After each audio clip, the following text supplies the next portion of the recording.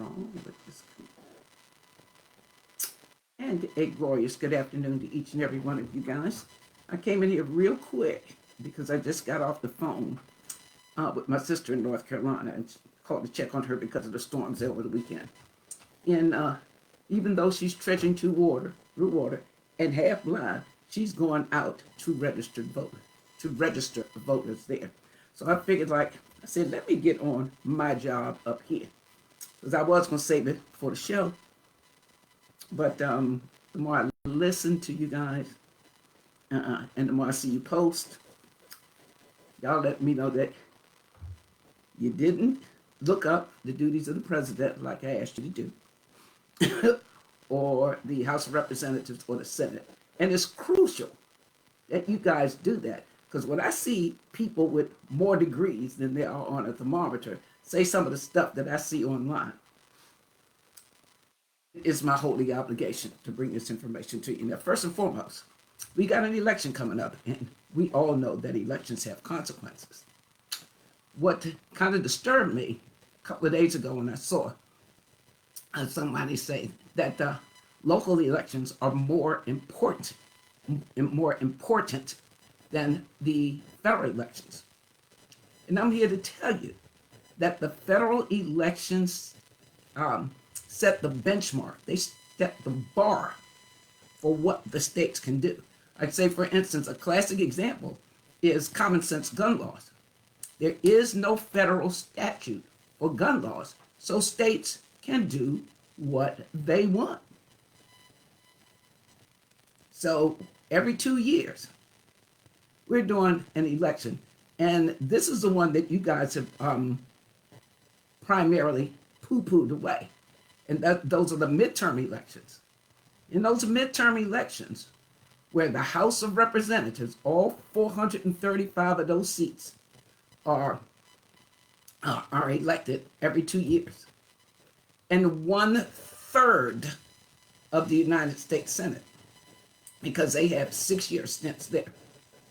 1/3 of the United States Senate turns over every 2 years.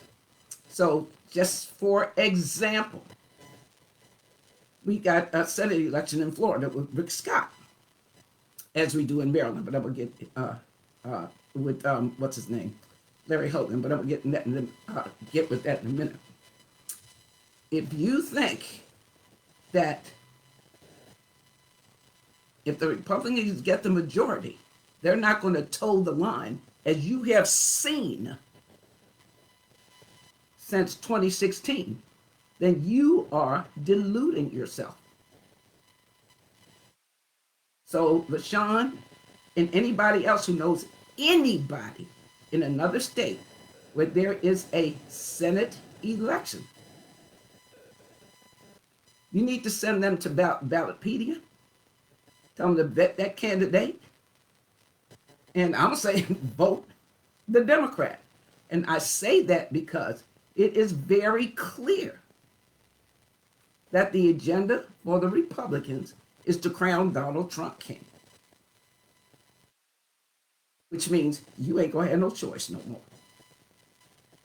It's gonna mean, if you know anything about Project 2025, the biggest thing you ain't gonna have is a public school system. So you better wake up and pay attention to this stuff. That's thing number, well, no, that's not thing number one. I'm not finished with thing number one yet. Because I just saw a commercial that started airing over the weekend about this Maryland seat. Now, a few months ago, when Trone was still battling also Brooks for the privilege, if you will, of running for Senate in the state of Maryland, I went to an event that I was deluded, tricked into coming to by an ex-colleague of mine. And it was the first 2 hours of that event. It was supposed to be a Trone event, but the first 2 hours of that event was for the Forward Democrats.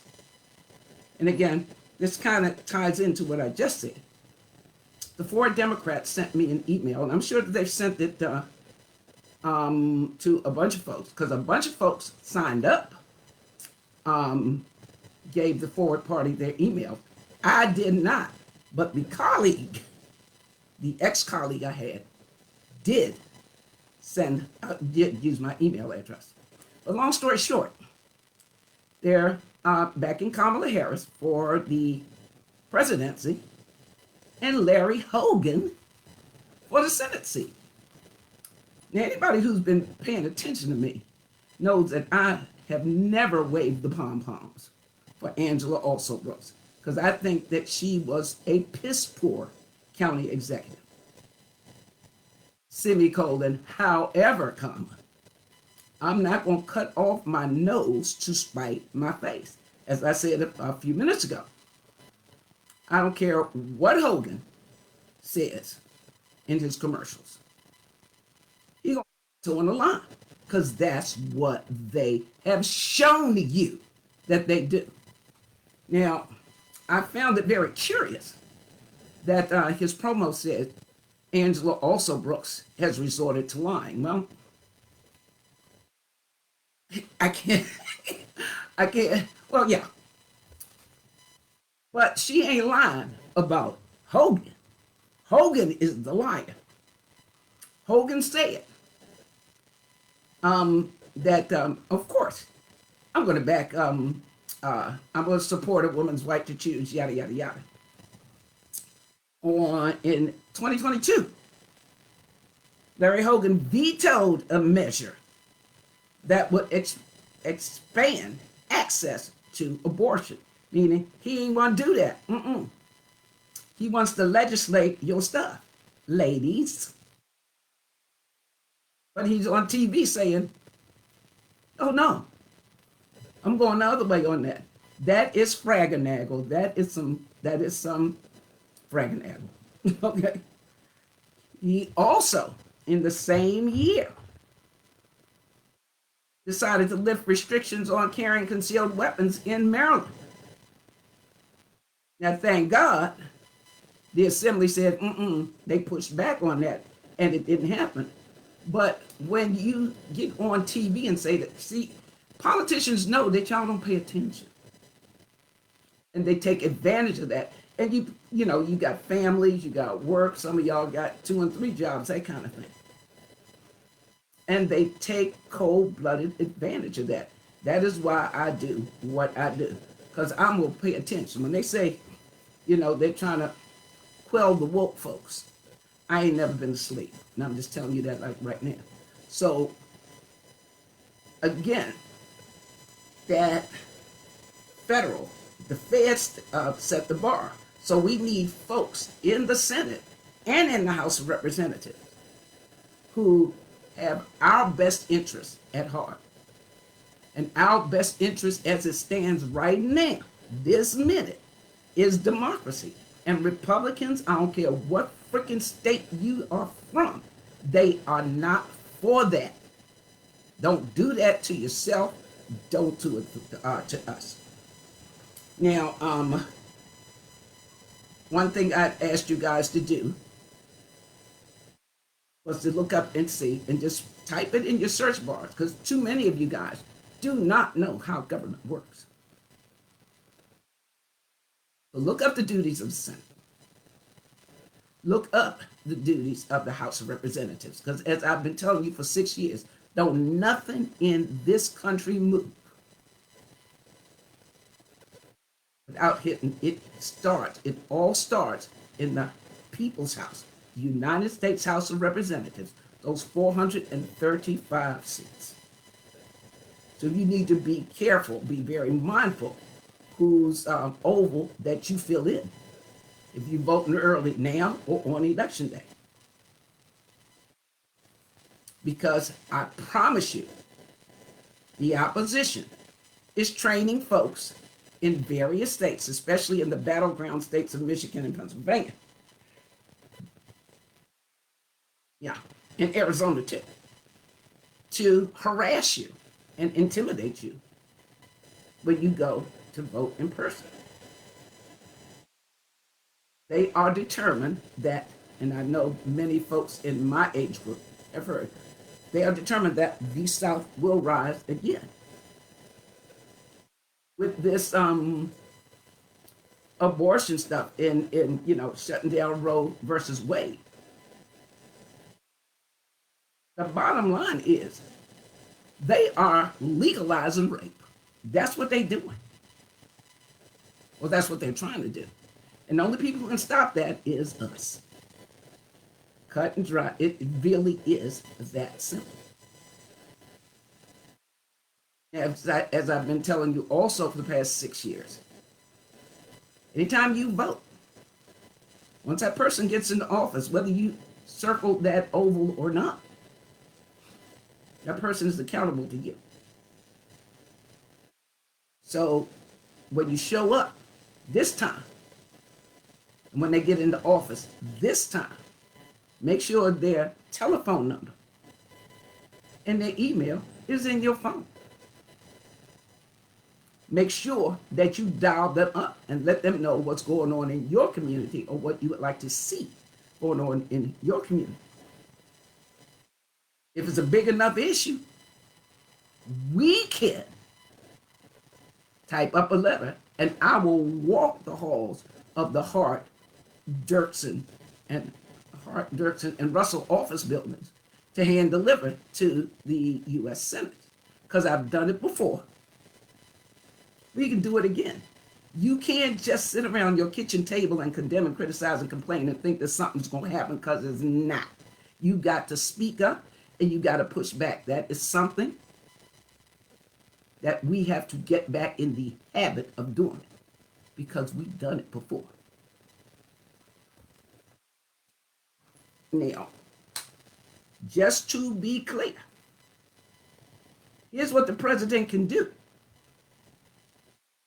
Keep in mind, I already told you, look up the duties and responsibilities of the Senate and the House members. Here's what the president can do. The president can make treaties with the approval of the Senate. The president can veto bills and sign bills. And again, this starts in the House of Representatives. You got to be agreed upon in the Senate, and then it goes to the president. That's how government works. And again, if it's no benchmark set at the federal level, i.e. sensible gun laws, the states can do what they want. That's in Amendment number 10. Okay. The president can represent our nation in talks with foreign countries. The president is mandated to enforce the laws that Congress passes. What is Congress? The House of Representatives and the Senate. So basically, Congress is his boss. Of course, he can act as the commander-in-chief during a war. He can call out troops to protect our nation against an attack, and that's whether it's foreign or domestic. Now, he can make suggestions, or she can make suggestions about things that should be new laws. He can do that because he has the same right under the First Amendment that you have. Speak up, speak out. You got that right too. The president leads, of course, he leads his political party, and he entertains foreign guests. We don't care about that. Recognizes foreign countries. He can grant pardons. The president can nominate cabinet members and Supreme Court justices and other high officials. But again, they got to be rubber stamped, not Senate. So don't tell me that local government is more important than feds. Of course, he appoints ambassadors. He can talk, or she can talk directly to the people about problems.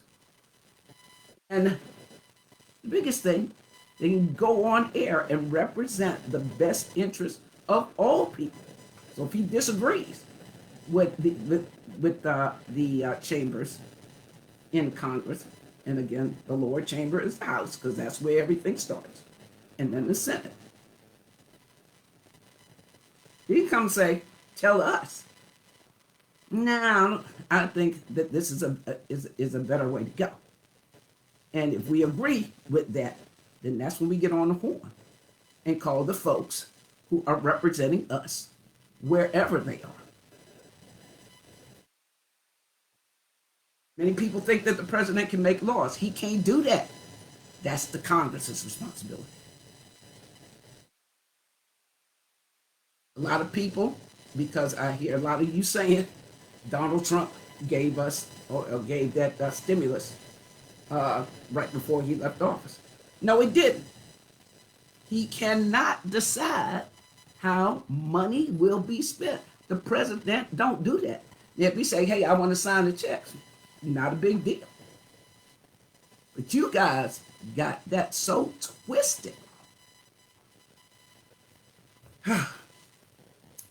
But again, I think that those are the things that I really wanted to come with some clarity with you about, because we cannot mess this one up, folks. Democracy will be gone if you don't get it right this time.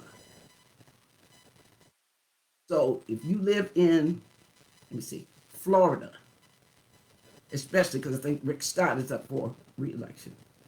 I don't care what state you live in. Know, trust, and believe. You have seen it since 2016. As well intended as, say, for instance, Mitt Romney was when he took that Senate seat in Utah. Grappled. He tried not to toe the line. But his family got attacked, threatened, all kinds of dumb stuff. So he decided to not say anything. That is the worst thing you can do. Silent, bad things happen. So that being said, that is my little, as Michaela would say, my little TED talk for today. But I'm coming back to you with it, because one thing I've learned, repetition is the mother of all learning. I'm going to repeat it and repeat it and repeat it, because clearly too many of you guys don't have a clue. And I'm going to say it's not your fault. Other folks would say that you can read, it's incumbent upon you, but a lot of folks don't even know where to look for the information. Now, when they take the public school piece away, because again, that's where I learned about civics and government, was in public school, where it was mandatory. Because as I say, again, there are three things you're going to need from the cradle to the grave. That's math, English, and government. You got to know civics and government. You got to know it, because that's what you live under. The United States is a country of laws, and those folks that we elect during the midterms determine the direction of this country. So do your part. Remember, elections have consequences. Do not cut off your nose to spite your face. And as I said earlier, as it relates to Maryland, that's where I lead. When it comes down to Hogan and Also Brooks, if you listen to my show, you know I am not an Also Brooks fan, but one thing I do know, I'm not going to cut off my nose to spite my face. I know Larry Hogan's going to toe the Republican line. I don't care what he says. And keep in mind, he got in the race at the absolute last minute, on the deadline day. And my guess is that those sitting Republicans in the Senate told him to do it because he might be able to win. Keep in mind, and you can go back and look up the number. Because people lie, numbers don't. When he ran against Jealous, he got 1.6 million votes. Jealous got 1 million. And this is for the whole state of Maryland. 1.6 million of y'all Bama's didn't even bother to show up. And I promise you, Republicans all across this country are counting on you to do just that. Not show up, be intimidated when you get there, whatever. We got to get this election right, folks. Say 21. I'm out.